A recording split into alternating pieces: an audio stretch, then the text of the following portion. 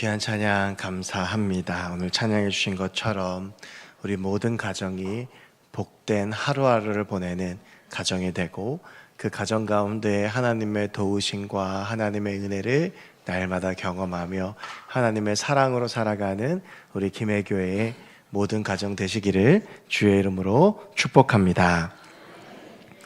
누군가가 제게 살면서 가장 힘들었던 때가 언제냐라고 물어보면 저는 주저없이 2011년이라고 대답할 겁니다. 2011년에 제게 어떤 일이 있었냐 하면, 제가 그 당시에 근무하고 있던 부대에 교회를 다시 건축을 했습니다.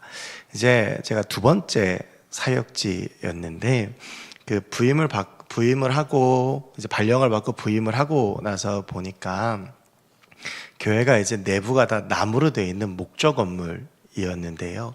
첫 번째는 이제 그 나무로 되어져 있는데 단열재가 없어서 겨울이 되면 너무 춥다는 문제가 있었고, 또 하나는 그 나무들이 한 20년 전에 지어진 건물인데 다 이제 뒤틀려서 그 건물의 형태가 정상이 아니었고요. 이렇게 앞에서 딱 보면 천정이 한 45도 정도 이렇게 기울어져 있었습니다. 그래서 이제 딱 보는 순간 이러다 무너지는 거 아닌가 싶은 생각이 들 정도로 이제 건물이 좀 위태한 상황이었습니다. 그런데 이제 뭐 당연히 재정이 된다 그러면 교회를 수리를 하거나 다시 지어야 되겠지만, 이제 군대 교회는 나라에서 예산이 1원도 나오질 않거든요. 일반 교회하고 똑같이 운영이 됩니다. 교회에 출석하는 군인 가족들이 헌금을 가지고 이제 교회를 운영을 하는데, 이제 그 당시에 그 교회가 10가정이 채 되지가 않아서 1년 예산이 4천만 원 정도였던 것 같고요. 그래서 그걸로 이제 우리 병사들 간식비하고 일반적으로 들어가는 비용을 하면 뭐 전혀 그 예산에 여유가 없는 상태였습니다. 그때 제가 이제 두 가지를 생각을 했습니다. 첫 번째는 우리가 가진 예산으로는 도저히 교회를 지을 수가 없다라고 생각을 하면서 이제 마음의 위안을 얻었고, 또 한 가지는 이제 군인들은, 특히 군목은 부대를 2년마다 한 번씩 옮기거든요. 그러니까 이거 뭐 준비해서 건축하고 고생해도 내가 여기서 예배 드릴 일이 별로 없다. 그러니까 뭐 굳이 지어야 될까? 라는 생각이 들어서 사실은 지을 생각을 안 하고 있던 중에 이제 첫 겨울을 보내다가 우리 병사들이 이제 너무 추워하고 교회에 오면 좀 편안하고 해야 되는데 교회니까 너무 춥고, 또 제가 봤을 때는 그래도 제가 있는 2년 안에는 건물이 무너지질 것 같진 않은데 이제 애들이 와서 보니까 천정도 기울어져 있고 그러니까 너무 불안해서 교회도 안 오고, 이제 그런 이야기들이 있어서 교회 건축을 시작하기로 했습니다. 그때 제 나이가 30살이었습니다. 그러니까 이제 30살 때 교회를 지으려고 하니 뭐가 있었겠습니까? 알지도 못하고 그냥 뭐 용기밖에 없죠.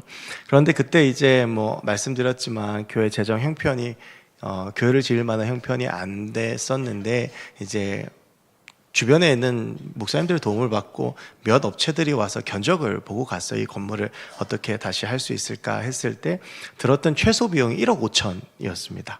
근데 1억 5천이 필요한데 1년 예산이 4천만 원이니까 교회가 아무것도 안 하고 이제 4년을 모아야 교회를 지을 수가 있고, 그리고 뭐 그러면 제가 2년 있다 부대를 옮겨야 되니까 이제 그건 또 제 몫이 아닌 거죠. 근데 이제 그때 나이가 뭐 30살이었으니까 겁이 없어서 시작을 했습니다. 그때 이제 1억 5천이 최소 필요한데 그때 가지고 시작했던 건축비가 300만 원이었습니다. 근데 그 300만 원은 저하고 저희 아내가 결혼한 지 그때가 이제 딱 1년이 안 되었어요. 1년 정도 됐을 때였는데 저희 전 재산이 적금 든 300만 원이 있었습니다. 그래서 그 300만 원 적금을 깨고 이제 그걸 가지고 이제 건축 헌금을 하고 그 300만 원 가지고 시작을 했거든요. 무모했던 것인지 용기가 좋았던 것인지 그렇게 시작을 했습니다. 그 시기가 저나 저희 아내나 참 힘들었던 것이, 저는 이제 그러니까 돈을 모아야 되잖아요. 그러니까 여기저기 교회에 건축비도 이제 헌금 모금하러 다니고, 또 교회 건축하는데 건축비 아낀다고 인부를 둘밖에 안 썼어요. 그러니까 이제 뭐 밤 12시까지 일하니까 그거 쳐다보고 있어야 되고, 그러니까 퇴근도 항상 늦었는데 그때가 이제 저희 아내가 첫째 아이를 가졌을 때입니다. 그러니까 아내는 아내대로 이제 임신해서 힘들고 저는 저대로 이렇게 힘들어서 저희 삶 가운데 가장 힘들었던 순간이 저는 이제 그때라고 생각을 하거든요. 매일매일이 참 힘들고 이게 시작은 했는데 될까라는 생각이 들었고, 이제 결제할 때마다, 건축비 결제할 때마다 늘 어렵고 마음이 힘들었던 기억이 나는데, 결론적으로 말씀드리면 감사한 것은 300만 원으로 시작했던 건축이 2억이 모여서 무사히 건축을 잘 마무리하고 저는 다 마무리 짓고 한 달 만에 다른 부대로 옮겼습니다. 그래서 이제 건축을 했을 때에 그때 이제 기독교 TV에 제가 뉴스에 나왔어요. 그래서 검색해 보시면 나옵니다. CTS에. 그래서 30살의 저를 만나보실 수 있습니다. 뭐 굳이 찾진 않으셔도 되는데.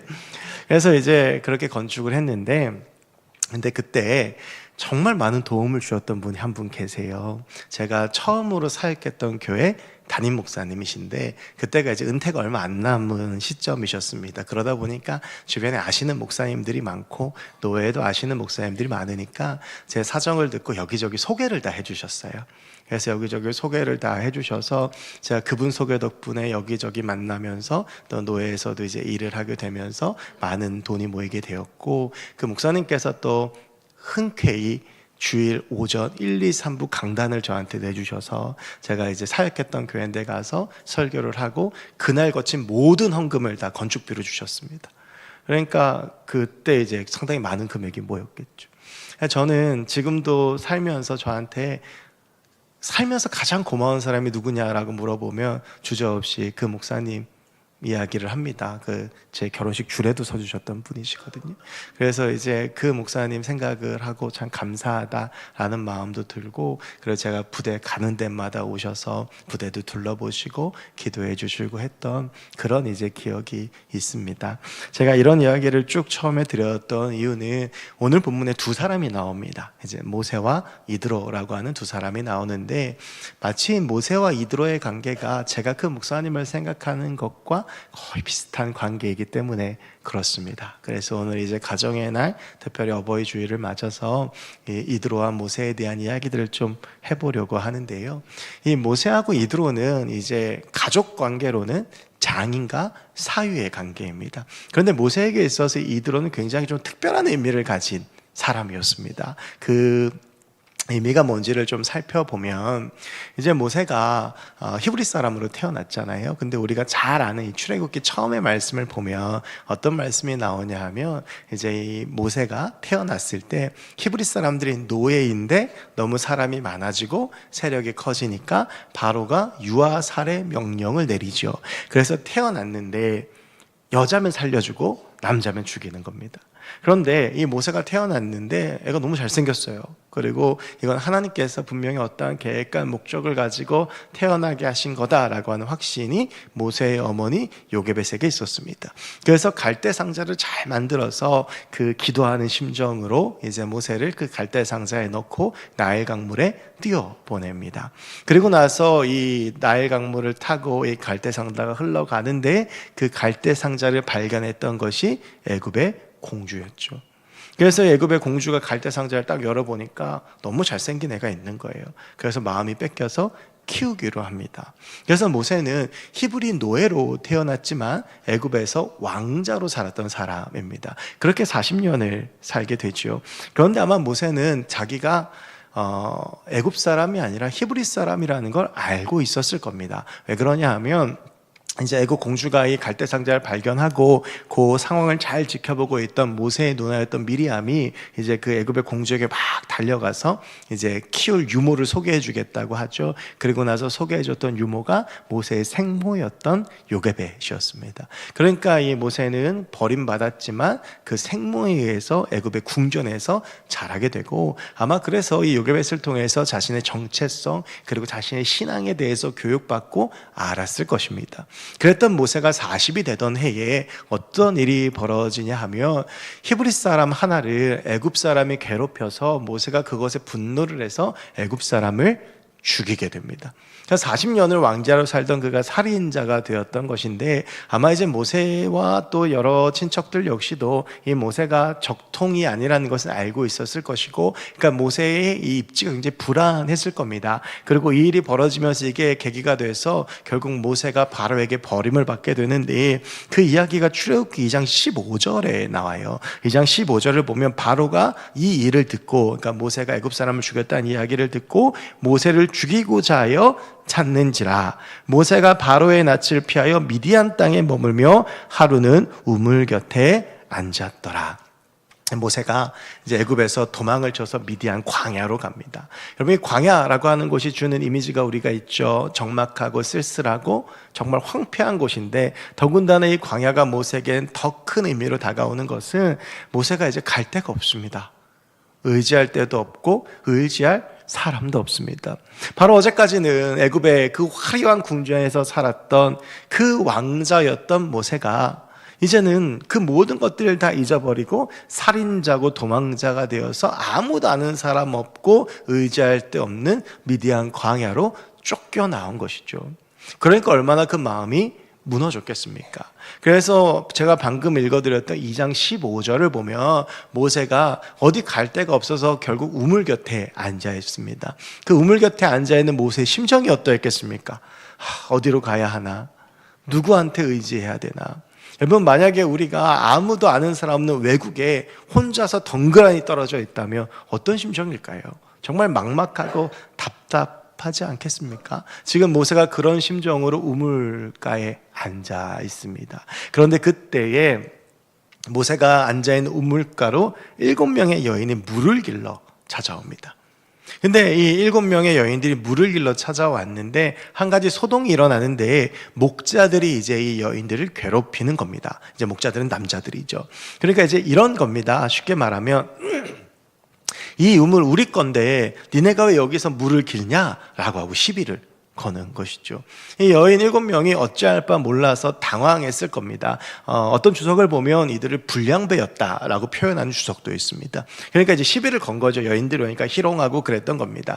근데 그걸 보고 있던 모세가, 생각해 보세요. 지금 안 그래도 마음속에 화가 가득한데 어디다 지금 이걸 좀 풀고 싶을 때가 있는데 마침 저기 이상한 놈들이 있는 거예요. 그러니까 어떻습니까? 모세가 참지 못하고 일어나죠. 모세가 그래도 나름 40년 동안 왕궁에서 교육받았으니 그래도 불량배 몇 명 정도는 퇴치할 수 있는 실력은 있지 않았겠습니까? 그래서 이 모세가 이 불량배들을 쫓아내 줍니다. 그 여인들을 구해주죠. 여러분, 이게 어디서 많이 본 장면 같지 않으십니까? 그 옛날 드라마 보면 이런 장면 많이 나옵니다. 여자가 공원 앞을 걸어가고 있는데 불량배들이 오니까 어떤 남자가 그 불량배를 이제 퇴치해주고 여자가 그 반에서 둘이 사귀다 결혼했다. 그 전형적인 한국 드라마의 클리셰인데 이게 어디서 나온 거냐면 출애굽기 2장에서 나온 거예요. 이 출애굽기 2장을 보면 모세가 이제 7명의 여인을 구해주는데, 근데 문제는 여자가 7명이었다는 데 있습니다. 그러니까 한 명이었으면 바로 거기서 이제 좀 역사가 일어났을 텐데, 그래서 이제 7명이 이제 너무 당황해서 자매들이었거든요. 집으로 돌아갑니다. 근데 그 집에는 르우엘이라고 하는 아버지가 있었고, 이 르우엘은 오늘 본문에 나온 이드로와 같은 사람입니다. 이 사람이 이제 아무리 봐도 내 딸 안색도 이상하고 딴 때보다 좀 일찍 왔고 이게 당황한 것처럼 보니까 무슨 일이냐라고 물어요. 그랬더니 이제 딸들이 이야기하는 거죠. 우물가에 있었던 얘기를. 근데 이야기를 듣고 이드로가 그 남자를 그냥 두고 오면 어떡하냐. 그래도 너희를 이렇게 구해주고 했는데 데리고 와서 식사 대접이라도 해야지. 이게 사람 사는 도리가 아니다. 이렇게 이야기를 해서 딸들을 다시 보내는데 모세가 갈 데가 없잖아요. 그러니까 아직도 거기 계속 앉아 있는 거예요. 그래서 가서 이제 여인들이 모세를 데리고 집으로 옵니다. 그리고 식사를 나누는데 아마도 이드로가 보기에 모세가 듬직해 보이고 멋있어 보였나 봐요. 그래서 모세에게 제안을 하죠. 내 딸과 결혼을 하지 않겠나. 모세도 갈 데도 없어요. 의지할 사람도 없어요. 그런데 이제 이 이드로가 미디안의 제사장이었거든요. 그 집도 괜찮고 그 딸들도 괜찮고, 그러니까 이제 그 제안을 수락을 해서 이드로의 첫 딸이었던 십보라와 결혼을 하게 됩니다. 그렇게 해서 이제 모세가 미디안이라는 곳에 정착을 하게 되고 40년을 그 집에서 살아가게 되는 거죠. 여러분, 그러니까 모세에게 있어서 이드로는 어떤 사람입니까? 단순히 결혼을 해서 만나게 된 장인이라기보다는 갈 데 없었던 자신에게 갈 곳을 주고, 의지할 사람 없었던 자기에게 가족을 만들어주고, 그리고 40년을 함께 살면서 품어주고 또한 함께 해준, 어떻게 보면 아버지보다 더 아버지 같은 존재, 특별한 의미를 가진 사람이 이드로였습니다. 그 이드로가 이제 출애굽기 4장을 보면 모세가 애굽으로 돌아갈 때 그 모세를 축복하는 것으로 출애굽기에서 이제 그 흔적이 사라집니다. 그랬던 그 이드로가 오늘 18장을 보면 다시 나타나는 겁니다. 어떤 상황이냐 하면, 아마 모세가 애굽으로 가다가 출애굽기 4장 24절부터 26절까지를 보면 성경의 가장 대표적인 난제 중에 하나인데, 하나님께서 이제 애굽에 도착하지도 않은 모세를 죽이려고 하는 모습이 나와요. 그게 이제 아들의 할례 문제 때문이었는데, 그 문제를 이제 극복하게 해준 사람이 모세의 아내였던 십보라입니다. 그리고 많은 학자들이 추측하기는 그러고 나서 아마 십보라와 그 아들은 미디안으로 다시 돌아간 것 같아요. 이제 모세가 해야 될 일들이 많았기 때문이기도 하고, 그래서 십보라는 거기에서 둘째 아들 게르솜까지 낳게 됩니다. 그러고 나서 모세가 애굽에 가서 10가지의 재앙을 내리고 이스라엘 백성들을 이끌고 광야로 이끌고 나와서 홍해바다를 건너고 아말렉과의 전쟁을 할 때까지는 이제 모세의 가족들은 처갓집에 있었던 거예요. 아마 그 장인이었던 이드로가 이 모세가 큰 일을 해야 되니까 그 가족들 걱정 없이 돌보았던 것이 아닐까, 이렇게 추측이 되고요. 그리고 나서는 18장을 보면 이제 이 모든 일들 가운데에서 어느 정도 이스라엘 공동체가 안정이 되고 모세가 안정이 되니까 이제 이드로가 모세의 아내였던 십보라와 그의 아들 둘을 데리고 이제 모세에게 오는 장면이 18장 1절부터 3절까지의 내용이 나오게 됩니다. 그래서 이제 이 내용들을 보면 이제 모세의 아들 게르솜과 엘리에셀을 이드로가 데리고 오게 되는데요. 그리고 나서 12절까지를 보면 이제 오랜만에 만났잖아요. 그러니까 이 이드로에게 하나님께서 어떻게 역사하셨는지, 하나님께서 무슨 일을 보여주셨는지, 이제 그것들을 모세가 이야기를 하게 되고 이드로가 그 얘기를 듣고 하나님을 찬양하는 것이 12절까지 나오게 됩니다. 그리고 나서 이제 13절 말씀이, 오늘 말씀이 이제 시작이 되어지는데요. 이 13절 말씀을 보면 이제 그 다음날 이드로가 보게 된 기가 막힌 풍경이 하나가 나옵니다. 우리 13절 말씀 같이 한번 좀 읽어보겠습니다. 13절입니다. 시작. 이튿날 모세가 백성을 재판하느라고 앉아있고 백성은 아침부터 저녁까지 모세 곁에 서 있느니라.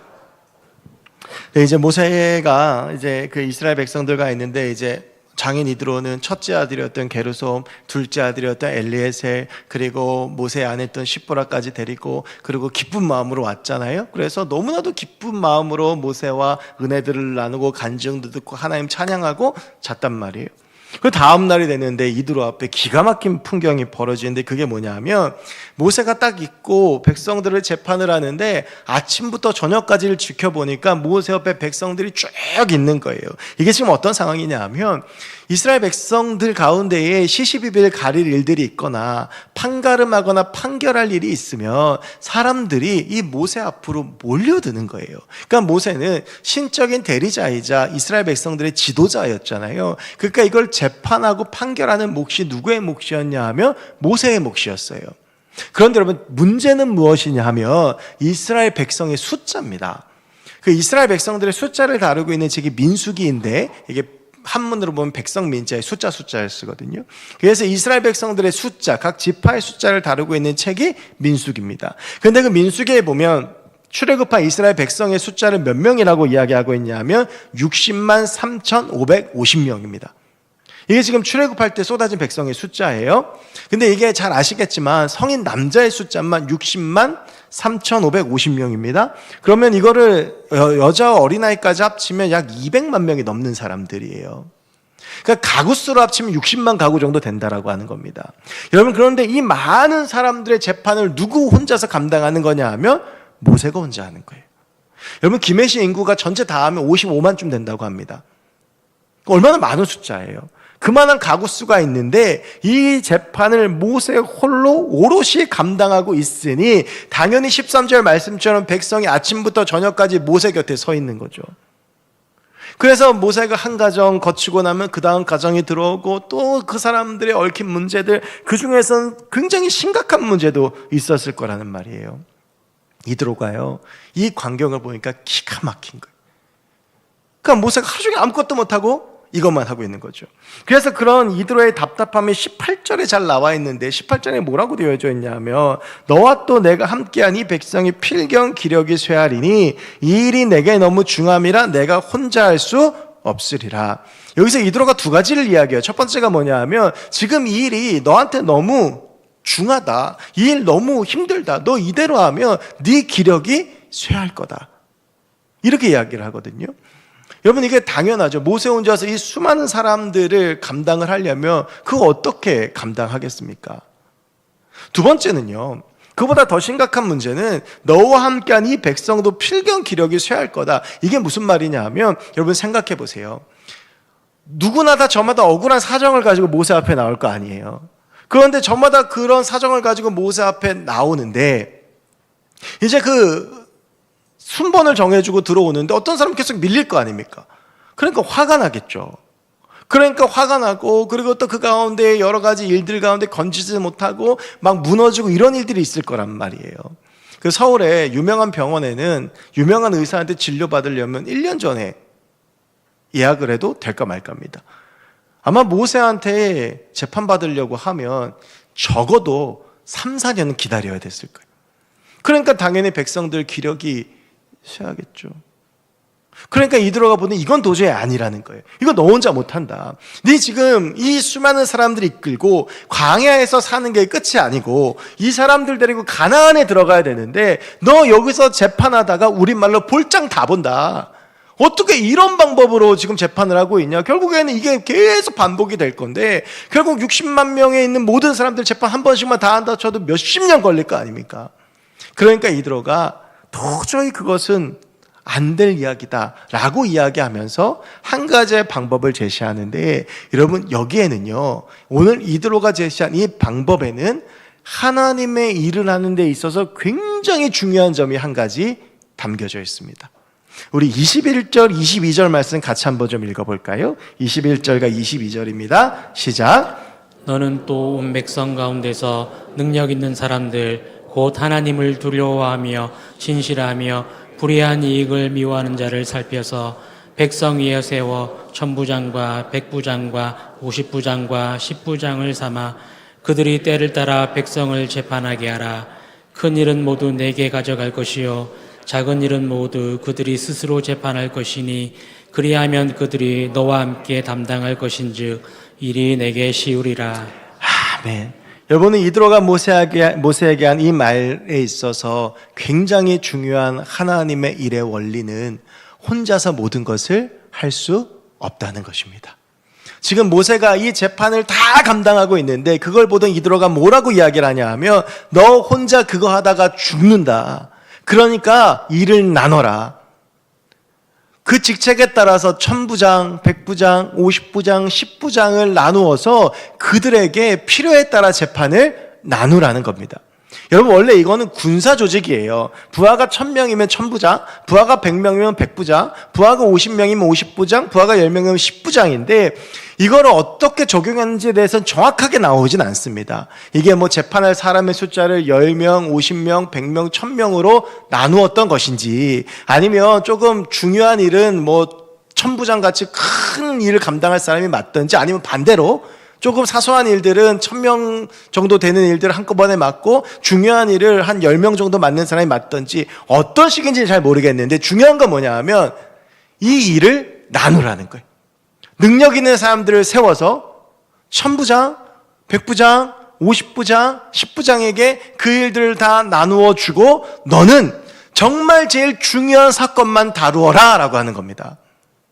여러분 이것은 우리가 하나님이 어떤 분이신지를 다시 한번 생각나게 합니다. 하나님에 대해서 사도 바울이 로마서 8장 28절에서 이렇게 고백을 하죠. 우리가 알거니와 하나님을 사랑하는 자 곧 그의 뜻대로 부르심을 입은 자들에게는 모든 것이 합력하여 선을 이루느니라.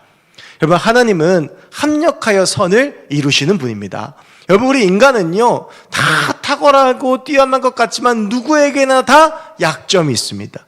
혼자선 도저히 감당할 수 없는 것들이 있어요. 그래서 하나님께서는 하나님의 사람들을 세우시고 서로 함께 합력하여 동역하게 하심으로 하나님의 역사를 이루시는 것이죠. 여러분, 만약에 모세가 이 제도를 도입하지 않았다면 모세는 조금 이따가 다시 말씀드리겠지만 몇 년 지나지 않아서 죽고 이스라엘 백성들은 가나안 땅에 들어가지 못했을 거예요. 기력의 쇠에서. 그런데 모세가 이 짐을 나눠짐으로써 이스라엘 가운데 시스템이 형성이 되게 됐고 모세가 그 가운데 자기가 해야 될 일들을 맡게 되면서 그러면서 이스라엘이 윤활유를 뿌린 기계처럼 잘 돌아가게 됐다라고 하는 것이죠. 여러분, 모세가요 가지고 있는 약점이 하나 있어요. 뭡니까? 말을 못해요. 그러니까 그에게는 말을 잘하는 아론을 붙여주셨습니다.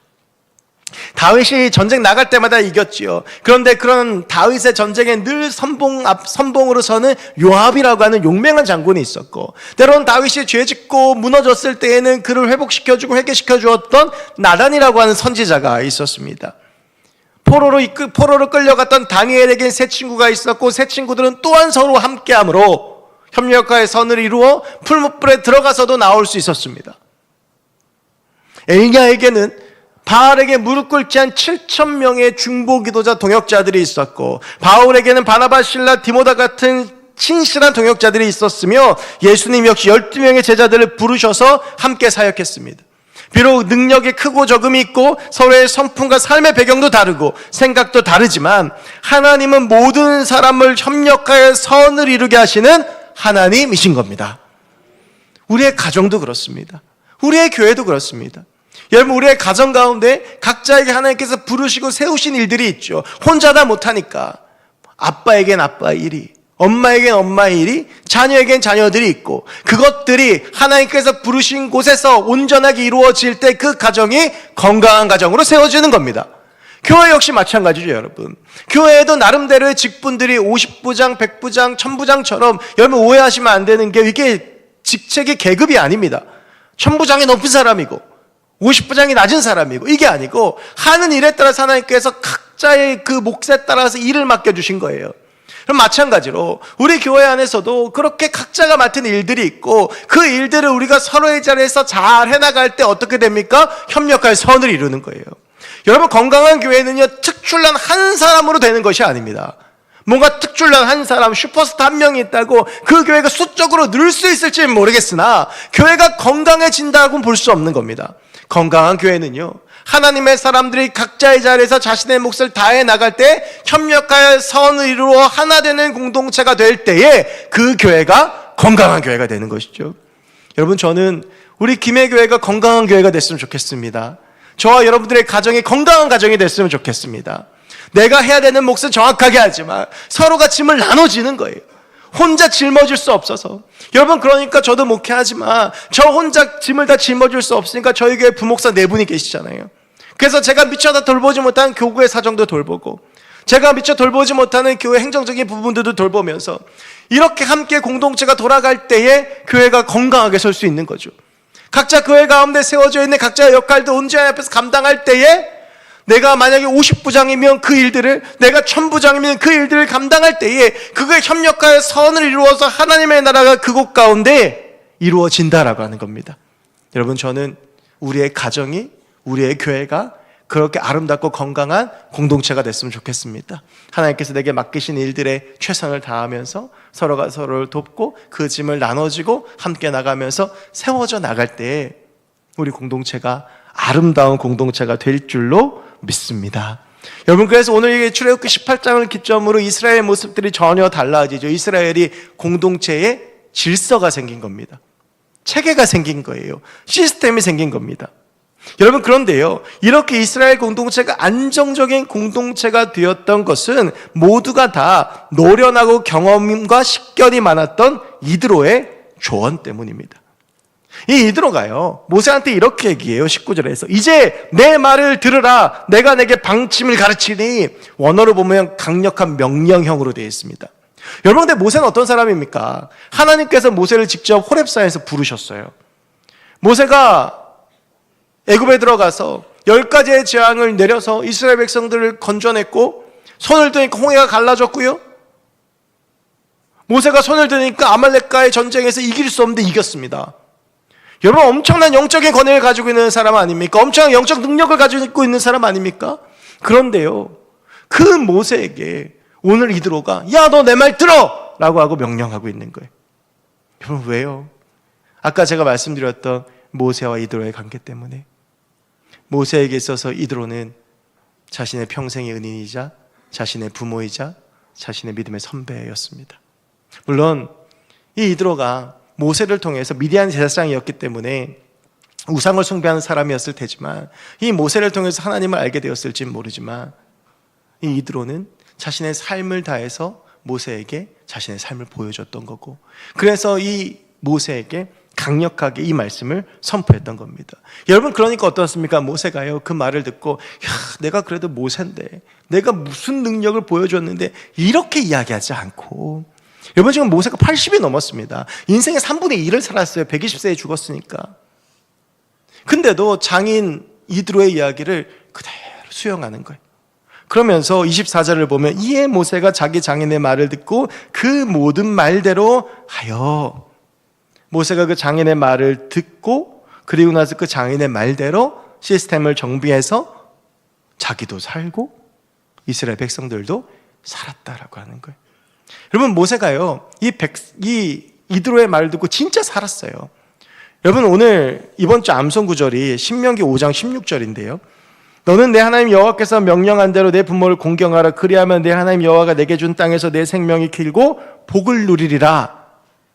여러분, 근데 우리가 여기서 내 생명이 길고 그러면 그냥 뭐 하나님께서 주실 복이구나 추상적으로 생각하는데, 그게 아니라 여러분, 아까 읽었던 말씀 기억하시죠? 18절에서 너 이대로 하면 필경 기력이 쇠하니 이거 너 혼자 못한다라고 이야기를 했지 않습니까?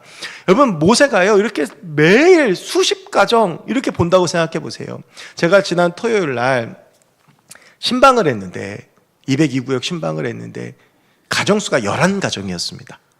그러니까 아침 9시에 시작해가지고 6시까지 11가정 신방을 했어요. 그러니까 11가정, 그러니까 저도 저지만 또 이제 마지막에 3가정이 합쳐서 다른 설교를 9편 듣는 사람들도 힘들 거 아니에요. 그걸 하는 나도 힘들고. 그러니까 나와 이 사람의 기력이 다 쇠하는 거예요. 여러분, 9가정 하면요, 끝나고 나면 진짜 아무 말도 하고 싶지 않습니다. 다음날 아침까지 머리가 너무 아파요. 9가정하고 그 금요일날 제가 강대상에 3번 섰거든요. 새벽기도 설교했죠. 구역장 성경 공부했죠. 그날 온가족 금요기도에 있었죠. 그러니까 이 말이 전 느껴져요. 모세가요, 백성이 아침부터 저녁까지 곁에 서 있는데 적어도 10가정 이상은 하루에 재판했을 거 아니에요. 그건 매일 한다고 생각해요. 제가 일주일에 한 번 하는데 그럼 매일 한다고 한번 생각해 보세요. 모세가 3년 안에 죽었습니다. 저는 그렇게 생각해요. 여러분, 진짜 이 말이요, 부모의 말을 들었더니 생명이 진짜 길어진 거예요. 여러분, 지금 이 시대가 어떤 시대냐 하면 어른들이 무슨 말을 하면 꼰대라고 부릅니다. 어른들이 무슨 말을 하고 살아온 지혜와 신앙적인 조언들을 하면 듣지 않아요. 여러분, 그런데 우리 오늘 이 말씀을 기억해야 됩니다. 모세는요, 이드로 때문에 산 거예요. 이드로 말을 듣고 산 사람이에요. 여러분, 우리보다 앞서 나간 삶과 믿음의 선배들의 이야기는 참으로 중요합니다. 여러분, 요즘 한국교회가 제가 볼 때 하는 실수 중에 가장 큰 실수 중에 하나는 뭐냐면, 다음 세대가 위기라고 부르거든요. 맞아요. 점점 다음 세대가 미종도 종족이 되어가요. 그런데 다음 세대를 살리자고 이야기하면서 기존의 교회를 지켜왔던 분들을 소외합니다. 여러분, 그런데 비행기를 다 타보셨죠? 비행기를 타서 처음에 안전방송 쭉 나오잖아요. 근데 그 안전방송 쭉 나올 때에 꼭 나오는 이야기가 하나 있어요. 비행기 기내가 감압 시에 압력이 줄어들고 산소가 없어지면 위에서 산소 마스크가 떨어지죠. 근데 그 산소 마스크를 쓸 때 반드시 나오는 주의사항이 하나 있습니다. 혹시 뭔지 아세요? 부모가 먼저 쓰고 아이를 씌워야 됩니다. 이게 급하다고 아이 씌우고 부모가 안 쓰면 어떻게 되는 거예요? 둘 다 죽는 거예요. 여러분, 다음 세대를 살리는 가장 좋은 방법은요, 교회에 있는 지금의 세대들, 이 교회를 이끌어 오신 분들이 건강하게 서서 그 신앙을 이도로처럼 모세에게 잘 대물림하는 겁니다. 내가 살아온 삶의 시간과 내가 걸어왔던 신앙의 길들을 다음 세대한테 잘 가르치고, 다음 세대들은 그 말을 모세가 이도로의 말을 듣듯이 듣고, 그리고 그 말을 가지고 그렇게 살도록 노력해야 되죠. 물론 젊은 사람들 입장에서 이런 말까지 하나 싶은 말들도 있죠. 제가 올해 벌써 40이 넘었거든요. 안 그래 보이시나요?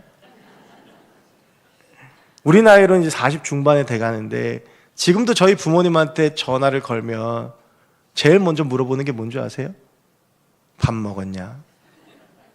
내 나이가 40인데 화면을 보니까 살이 쪘더라, 살 빼라, 왜 이렇게 새벽 설교를 길게 하냐. 부모님, 내 나이가 40 중반인데 부모님들이 그런 이야기를 하면 그래도 내 나이가 이제 몇 살인데 이런 얘기를 하나 라는 생각을 할 수 있죠.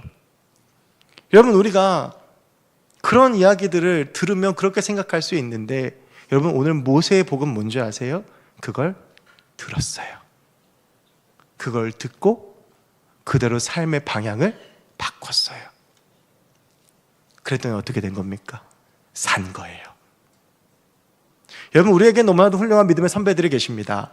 우리 김해교회가 131년 서 있는 것 그냥 된 거 아니에요.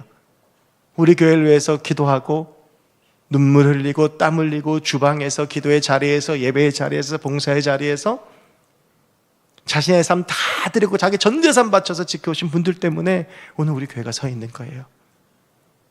여러분, 우리는 그분들에게 귀를 기울여야 합니다. 그리고 그 이야기를 들어야 되고, 모세가 이도로의 말을 듣고 삶의 방향을 바꾸었던 것처럼 우리 믿음의 선배들의 이야기를 들어야 되고, 더 중요한 것은 우리 역시 그런 이도로가 돼야 합니다. 우리가 신앙 가운데 굳건히 서서 내 자녀들에게, 우리의 다음 세대들에게 신앙을 물려줄 수 있고 지혜를 물려줄 수 있는 하나님의 사람들이 되어야 하는 것이죠. 여러분, 저는 이 어버이 주일 우리 교회를 지금까지 지켜오셨던 이도로와 같은 믿음의 선배들을 존경하며 그분들을 생각하며 또한 그분들을 사랑하며 우리가 그분들의 말을 귀 기울여 듣고, 또한 우리도 그 믿음의 선배들이 가신 길을 따라 걸어가서 모세와 이드로의 이 환상의 조화가 이스라엘 공동체를 아름답게 세웠던 것처럼 우리 김해교회 또 우리 가정이 이렇게 함께 조화되고 함께 하나 되고 함께 어울림으로 건강하고 아름다운 가정, 건강하고 아름다운 교회가 됐으면 좋겠습니다. 여러분, 우리의 귀를 열었으면 좋겠습니다. 우리의 마음을 열었으면 좋겠고, 그리고 우리가 함께 그렇게 어울림으로 세상에서 가장 아름다운 공동체, 우리 교회와 또한 우리 가정을 건강하게 세워나가길 주의 이름으로 축원합니다. 기도하겠습니다. 하나님, 감사합니다. 오늘 모세와 이드로의 이야기를 함께 나누었습니다. 하나님께서 내게 좋은 부모님을 주시고 또 좋은 믿음의 선배들 주시고 좋은 믿음의 동역자 주셔서 우리가 어떠한 존재인지를 깨닫고, 그리고 내가 하나님의 사람으로 지금 살 수 있습니다. 우리가 여기 서 있는 것은 그냥 서 있는 것이 아니라 날 위해 기도해 주었던 나의 부모님과 수많은 믿음의 선배들과 믿음의 동역자들과 영적인 멘토 때문에 여기 서 있는 줄 압니다. 그 사랑에 감사하게 하시고 귀를 기울이게 하시며, 또한 내가 또 다른 열매를 맺는 이드로와 같은 주의 백성 될 수 있도록 주여 도와 주시옵소서. 감사드리며 모든 말씀 예수 그리스도의 이름으로 기도하옵나이다. 아멘. 오늘 말씀 묵상하면서 어떤 찬양을 부르면 좋을까 고민을 하던 중에 이 고백이 우리의 이드로들, 내 믿음의 선배, 내 부모님, 믿음의 부모님, 그런 분들에게 할 수 있는 고백이 아닐까라는 생각을 해서 이 찬양을 하면서, 그래서 나도 또 하나의 열매를 맺겠다라고 하는 그런 마음을 가지면 좋겠다라고 생각해서 이 찬양을 좀 함께 해보려고 합니다. 우리 감사하여 깨닫지 못했었는데 우리 그 마음으로 함께 찬양했으면 좋겠습니다.